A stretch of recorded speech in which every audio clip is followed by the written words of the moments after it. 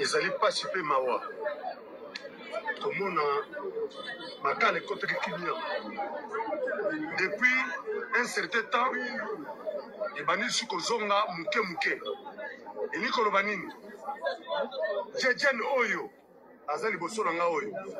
repris de justice awoti kobima na prison mpona ka ya mort d'homme balibere libanda ndenge nini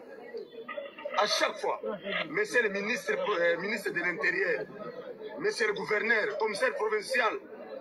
monsieur le bourgmestre baza kobeta sete chaque fois so bakangi barepris de justice boye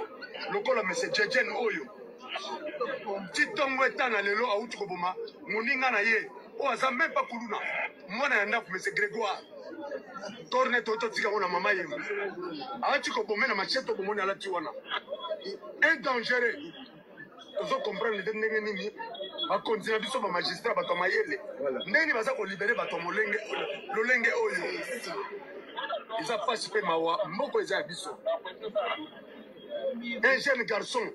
lokola yeba akoboma moninga na ye po azwa eloko nini toza kosenga na bakonzi bameka kozwa bamesure makasi oyo etali bato lokola bajejene oyo un repris de justice oyo deuxième fois awuti koboma lisu motu nalobi nga nazala na prison nakuta na prison bato okotuna mutu awo ya kosala nini bakona nayo mpona nini mutu wana asala eloko te me batika ye wana. Moi je vis quelqu'un na prison ya makala alamuki je vais aller à ma ferme abengi mokonzi moko atindele jeep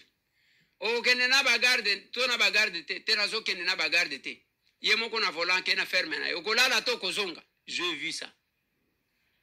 na prison oya makala. Ah mais bozana mokonzi a changé yango, hein, le magistrat suprême azawana.